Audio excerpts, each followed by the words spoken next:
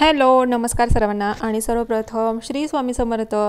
तर आजच्या व्हिडिओमध्ये सर्वांचं स्वागत आहे. तर आज होता श्रावण महिन्याचा 3रा सोमवार. तर खूप छान सुंदर असं वातावरण बाहेर आहे. छान असा पाऊस पडत आहे. एकदम थंडगार वातावरण आहे. आणि मी आता तुम्हाला आजची पूजा शेअर करणार आहे. तर आज रक्षाबंधन पण आहे, त्यात पौर्णिमा पण आहे. तर आजचं जे काही पूजेचं होतं पौर्णिमेचं ते पूर्ण आटपून घेतलं. ते बरंचसं तुमच्यासोबत मी शेअर केलेलं आहे बऱ्याचशा व्हिडिओमध्ये, पौर्णिमेला काय काय करायचं असतं. त्यानंतर आज 3रा सोमवार होता. तर इथे आता पूजेची तयारी करून घेतलेली. संपूर्ण जे साहित्य होतं ते मंदिरामध्ये मी आणून ठेवते आणि मग एकदा का पूजेला बसले मग शांतपणाने आपण पूजा करू शकतो. आणि एखादं साहित्य म्हणजे अर्धवट जर साहित्य आणून ठेवलं तर परत परत आपल्याला उठावं लागतं. तेवढंच मग पूजा पण आपली संपूर्ण होत नाही. आणि देवाला पण असं चालत नाही की पूजेमधून उठणं वगैरे. त्याच्यामुळे मग सर्व साहित्य जे काही लागतं ते आधीच आपण आणून ठेवायचं शांत चित्ताने, नंतर आपली पूजा होतेच. तर इथे आता मी दिव्याची पूजा करून घेतली. सर्वात आधी दीप प्रज्वलन आपल्याला करून घ्यायचं आहे. त्यानंतर आता महादेवाच्या पूजेला लागले. तर सर्वात आधी मी शुद्ध पाण्याने अभिषेक केला आहे. त्यानंतर मग कच्च्या दुधाचा इथे अभिषेक करत आहे. तर याबद्दलच आज मी तुम्हाला थोडीफार मला असलेली माहिती तुमच्यासोबत शेअर करणार आहे की पाण्याचा अभिषेक केल्याने त्यानंतर आपण दुधाचा अभिषेक करतो. तर महादेवांना पाणी, पंचामृत, तुम्ही कोणताही अभिषेक केला ना त्यांना खूप आवडतो. तर पाण्याचा अभिषेक केल्याने आपल्याला काय फळ मिळतं, त्यानंतर मग दुधाचा अभिषेक आपण जेव्हा करतो त्या बदल्यात आपल्याला काय फळ मिळतं, तर तेच आज मी तुमच्यासोबत शेअर करणार आहे. तर मी दुधाचा अभिषेक केला, त्यानंतर पाण्याचा अभिषेक केला. त्यानंतर इथे आता शुद्ध पाण्याने आपल्याला गळती लावून घ्यायची आहे. त्यानंतर मग आपल्याला जी काही सेवा करायची आहे तर इथे आपण ती सेवा करू शकतो. तर इथे आता मी गळती लावून दिली आणि शांतपणे इथे महादेवांचा अभिषेक चालू आहे. तर थोडा म्हणजे थोडं प्रमाणात पाणी पडतं आणि एकदम शांत वातावरण इथे होतं. तर इथे आपण ज्या काही सेवा आपल्याला करायच्या आहे वाचनाच्या तर ते इथे आपण करून घ्यायचं आहे. त्यात मग नित्यसेवेमध्ये आपल्याला रुद्र अभिषेक दिलेला आहे, तो इथे तुम्ही करू शकता. किंवा मग फक्त शांतपणे बसून ओम नमः शिवाय ह्या मंत्राचा जप करून सुद्धा तुम्ही अभिषेक करू शकता. तर इथे आता महादेवांची इथे आता पुढची जी पूजा आहे ती इथे मी करत आहे. तर त्यांना मी चंदन लावलं. त्यांना चंदन खूप आवडतं. तुम्ही अष्टगंध लावू शकता किंवा मग तुम्ही भस्म. तर इथे आता मी भस्म पण त्यांना वाहून घेत आहे. तर त्यांना भस्म खूप आवडतो. त्यांचं खूप आवडतं जे शृंगार आहे तो भस्माचा असतो. त्यानंतर इथे आता मी जे बिल्वपत्र आहे त्याचा अभिषेक इथे करत आहे. तर आता मी तुम्हाला सांगते, पाण्याचा अभिषेक आपण जेव्हा महादेवांना करतो नियमितपणे, तुम्ही रोज मंदिरामध्ये जाऊन पण शिवलिंगावर अभिषेक करू शकता. एक तांब आपल्याला भरून न्यायचं आहे. मंदिरातलं पाणी कधीही घ्यायचं नाही, आपल्या घरून आपल्याला पाणी न्यायचं आहे. जवळपास जर तुमच्या मंदिर असेल तर तुम्ही ही सेवा करू शकता. नियमित जर तुम्ही हा अभिषेक रोजच्या रोज केला तर तुमचा स्वभाव जर तापट असेल किंवा मग चिडचिडा असेल तर ह्या लोकांच्या स्वभावामध्ये लवकरात लवकर फरक पडायला लागतो. ते एकदम शांत व्हायला लागतात. तर ही सेवा केल्याने हा आपल्याला फायदा होऊ शकतो. जर तुमच्या घरामध्ये चिडचिडी व्यक्ती असतील, तापट व्यक्ती असतील तर ही सेवा तुम्ही त्यांच्याकडून करून घेऊ शकता. किंवा मग मुलं असतात घरामध्ये तापट, तर त्यांच्याकडून पण ही सेवा तुम्ही नियमित करून घेऊ शकता. किंवा मग घरच्या घरी पण जे शिवलिंग असतं आपल्या घरी तर त्याच्यावर पण आपण असा अभिषेक एक लोटा पाण्याचा अभिषेक करून ही सेवा आपण करू शकतो. तर त्याचा फायदा आपल्याला काय होतो हे तुम्हाला मी इथे सांगितलं आहे. त्यानंतर मग कच्च्या दुधाचा अभिषेक केल्याने आपल्याला काय फायदा होतो ते इथे मी तुम्हाला सांगते. तर तुम्ही ही सेवा घरच्या घरी पण करू शकता. आपल्या देवाऱ्यामध्ये शिवपिंड असतेच किंवा मग मंदिरामध्ये जाऊन पण तुम्ही ही सेवा करू शकता. तर आपल्याला महादेवांना कच्च्या दुधाचा अभिषेक करायचा आहे नियमितपणे. किंवा मग तुम्ही फक्त ही सेवा सोमवारच्या दिवशी पण करू शकता. दर सोमवारी जर तुम्ही हा अभिषेक जर केला तर आपल्याला काय फायदा होतो ते इथे मी तुम्हाला सांगते. आपल्या घरामध्ये नेहमी आजारपण असतं. काही व्यक्ती असे असतात की नियमित ते आजारी असतात, तर त्यांच्याकडून पण ही सेवा तुम्ही करून घेऊ शकता. तर हा अभिषेक आपण जेव्हा करतो नियमित महादेवाच्या पिंडीवर म्हणजे कच्च्या दुधाचा अभिषेक करतो तर आपल्याला हा फायदा होतो की आपल्या घरामधलं जे आजारपण आहे ते थोड्या प्रमाणात कमी व्हायला लागतं. तर ही सेवा केल्याने हे आपल्याला फळ मिळू शकतं. तर तुमच्या घरामध्ये नियमित आजारी व्यक्ती जर असतील तर त्यांच्याकडून तुम्ही ही सेवा करून घेऊ शकता. किंवा मग तुम्हाला पण हा त्रास असेल तर तुम्ही रोजच्या रोज किंवा मग सोमवारी फक्त ही सेवा तुम्ही करू शकता आणि याचा अनुभव घेऊ शकता. तर माहिती सांगता इथे आता माझी संपूर्ण पूजा झालेली आहे. बिल्वपत्राचा अभिषेक जो आहे तो मी इथे केलेला आहे. तर तुम्ही तर बघितलेलंच आहे। तर अशा प्रकारे आजची पूजा झालेली आहे। तर शिवामूठ होती आजची मूग, तर मूग आपल्याला थोडे ओले करायचे आहे आणि अखंड मुंगाचाच आपल्याला इथे वापर करायचा आहे। तर जे हिरवे मूग असतात ना त्याचा इथे आपल्याला वापर करायचा आहे पूजेमध्ये। तर मूग थोडे ओले करून घेतले मी आणि 3 वेळा आपल्याला शिवामूठ ही महादेवाच्या पिंडीवरती अर्पण करायचे आहे। बरेचसे लोक जे असतात ते साईडला शिवमूठ म्हणजे अर्पण करतात, पण नाही, आपल्याला शिवलिंगावरच शिवमूठ अर्पण करायचे आहे। त्यानंतर मग जे काही वाचन बाकी होतं म्हणजे सेवा बाकी होती काही महादेवांची, तर ती इथे मी आता करून घेत आहे। कालभैरव अष्टक, त्यानंतर मग बऱ्याचशा सेवा बाकी होत्या, तर ते इथे मी करून घेत आहे।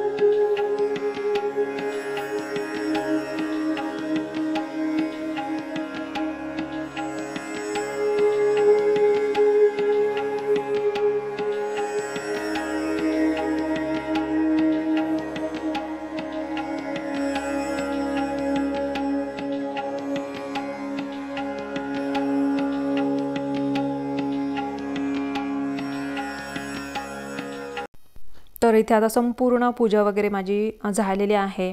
त्यानंतर सेवा पण झालेली आहे। सगळ्यात आखरी मी आता इथे आरती घेत आहे। तर लास्टमध्ये आरती असते। तुम्ही कोणतीही पूजा करा, जर तुम्ही आरती करणार नसाल तर ती पूजा कधीही पूर्ण होत नाही। जेव्हा आपण लास्टमध्ये देवांची आरती करतो, तुम्ही सकाळी किंवा मग संध्याकाळी पण आरती करू शकता, तेव्हाच दिवसभराची आपली जी काही सेवा असते तर तेव्हाच ती पूजा जी असते आपली ती पूर्ण होते। जर तुम्ही आरतीच केली नाही तर तुमची पूजा अर्धवट मानली जाते। तर अशा प्रकारे इथे आता माझ्या 5 आरत्या मी रोजच्या घेत असते। तर मी संध्याकाळीच आरती करत असते, तर आरतीमध्ये मी 5 आरत्या घेत असते। तर इथे आता 5ही आरत्या मी इथे घेत आहे। तर अशा प्रकारे आजची तिसरा सोमवार जो होता तर तो असा माझा पूर्ण झालेला आहे।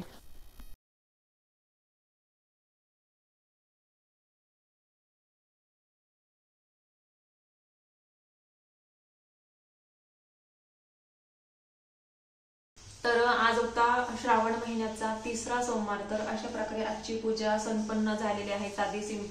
साधी सिंपलच पूजा मी करत असते, एवढा तामझाम काही करत नाही। तर जुन्या व्हिडिओवरती बऱ्याचशा कमेंट यायला लागल्या आहेत की ताई आम्हाला ग्रुपमध्ये ऍड करा, आणि त्या व्हिडिओवरती म्हणजे खूप दिवसापूर्वीचा जो व्हिडिओ आहे जुना, तर त्यावरती बऱ्याचशा कमेंट रोजच्या येत आहेत। तर त्या व्हिडिओमध्ये मी नंबर काही दिलेला नाही, कारण की तेव्हा म्हणजे दुसरं व्हॉट्सअप माझं नव्हतं। तर आता तुमच्यासाठी स्पेशल मी नंबर घेतलेला आहे आणि तो चालू आहे। त्यावरती बरेचसे ताई दादा रोजचे मेसेज करतात आणि ग्रुपमध्ये ऍड होतात, त्यानंतर मग दादांकडून सेवा घेतात। तर जुन्या व्हिडिओवरती बऱ्याचशा कमेंट आहेत, म्हणजे रोज येत आहेत, तर मी तिथे काही रिप्लाय देत नाही। तर त्यामध्ये मी नंबर काही दिलेला नाही, मिस्टरांचा नंबर आहे तिथे, तर तुम्ही त्यांना मेसेज टाका, ते माझा नंबर तुम्हाला देतील। किंवा मग हा व्हिडिओ जर तुम्ही बघत असाल तर वरती मी नंबर देते, दादांच्या ग्रुपमध्ये ज्यांना जॉईन व्हायचं आहे त्यांनी मला व्हॉट्सअप करा, मी ग्रुपची लिंक पाठवते। त्यानंतर तुम्ही ज्या ग्रुपमध्ये जॉईन झाला त्यानंतर मग त्या ग्रुपच्या ऍडमिनला तुम्ही पर्सनल मेसेज टाका, ते तुम्हाला सेवा देतात। तुमची काय अडचण आहे पर्सनल तर त्यांना तुम्ही पाठवून द्यायची आहे। तर ही होती दादांच्या ग्रुप बद्दलची माहिती। आणि बऱ्याचशा ताईंनी मला विचारलं आहे की ताई आता श्रावण महिना आहे तर आम्हाला गुरुचरित्र पारायण करायचं आहे, तर म्हणजे कशा प्रकारे करायचं आहे। जर तुम्हाला डिटेलमध्ये माहिती पाहिजे असेल, म्हणजे आपल्याला गुरुचरित्र पारायण कशा प्रकारे करायचं, मांडणी कशी करायची, त्यानंतर सुरुवात कशी करायची, त्यानंतर मग आपल्याला गुरुचरित्र पारायण झाल्यानंतर समाप्ती कशी करायची, याबद्दल तुम्हाला डिटेल माहिती पाहिजे असेल तर माझ्याकडे पूर्ण डिटेल माहिती आहे। तर तुम्ही व्हॉट्सअप करा मला, त्यानंतर मी डिटेल माहिती तुम्हाला पाठवून देईल। बऱ्याचशा ताई आहेत त्यांनी मला विचारलं आहे की ताई आता आम्हाला 2 गुरुचरित्र पारायण करायचे आहे, तर मग 2 गुरुचरित्र पारायण करायचे तर मग एक पारायण करायचं आणि समाप्ती करायची, किंवा मग 2 पारायण करायचे त्यानंतर समाप्ती करायची। तर गुरुचरित्राचा हा नियम आहे की तुम्ही एक पारायण झाल्यावर 7व्या दिवशीच आपल्याला समाप्तीही करावी लागेल, म्हणजे उद्यापन आपल्याला त्याचं करायचं असतं. त्यानंतर दुसरं पारायण तुम्ही चालू करू शकता. तर 7व्या दिवशीच आपल्याला समाप्तीही करावी लागते. म्हणजे घरच्या घरी साधी सिंपल पद्धतीने समाप्ती करायची असते, किंवा मग तुम्ही ब्राह्मण पण जेवू घालू शकता, जोडपे ब्राह्मण. त्यानंतर मग त्यांना तुम्ही यथाशक्ती तुम्हाला काय द्यायचं आहे, दक्षिणा, किंवा मग त्यांना कपडे करायचे आहेत, मी तुमच्या यथाशक्ती म्हणजे आहे, म्हणजे तुम्हाला काय वाटतं, किंवा मग तुम्हाला जर करू वाटतं मनातून तर तुम्ही हे करू शकता, ब्राह्मणांना जेवू घालू शकता. त्यानंतर मग त्यांना यथाशक्ती दान किंवा मग दक्षिणा पण देऊ शकतो, किंवा मग त्यांना जोडप्यांना तुम्ही कपडे पण दान करू शकता. हे आपल्या मनावर आहे. आपण साधं सिंपल घरी सुद्धा म्हणजे उद्यापन त्याचं करू शकतो. त्यानंतर मग आपण देवासमोर जी दक्षिणा ठेवतो ना, तर ती आपण दक्षिणा स्वामींच्या केंद्रामध्ये तुम्ही दान करू शकता, म्हणजे पेटीमध्ये टाकू शकता, किंवा मग दत्त महाराजांचं जे मंदिर असतं त्या पेटीमध्ये, म्हणजे तिथे मंदिरामध्ये पेटी असते, तिथे पण तुम्ही ती दक्षिणा म्हणजे टाकू शकता. किंवा मग जे ब्राह्मण तुम्ही घरी जेवणासाठी सांगता, तर दक्षिणा आपण पूजेमध्ये ठेवतो, ती दक्षिणा आपण त्यांना देऊ शकतो. तर अशा प्रकारे आपल्याला म्हणजे उद्यापन करायचं आहे. त्यानंतर मग एक पूजेचा नैवेद्य असतो, त्यानंतर मग एक देवाचा नैवेद्य असतो, त्यानंतर मग एक ग्रंथाचा नैवेद्य असतो. तर अशा प्रकारे आपल्याला 3 नैवेद्य जेवणामध्ये करायचे असतात. त्यानंतर मग त्या दिवशी पण आपल्याला कांदा लसूण विरहित जेवण जेवायचं आहे. तर एवढे काही नियम आहेत. तुम्हाला डिटेलमध्ये नियम जर पाहिजे असतील गुरुचरित्राचे तर माझ्याकडे आहेत, तुम्ही मला कॉन्टॅक्ट करा, मी तुम्हाला ते पाठवून देते. तर अशा प्रकारे आजची सेवा पूजा तुम्हाला कशी वाटली, आवडली असेल तर नेहमीप्रमाणे लाईक करा, शेअर करा आणि चॅनलला सबस्क्राईब करा. तर चला भेटू अशाच एका नवीन व्हिडिओमध्ये. तोपर्यंत सर्वांना बाय आणि सर्वांना श्री स्वामी समर्थ. स्वामी सेवा करा, सेवेकरी व्हा.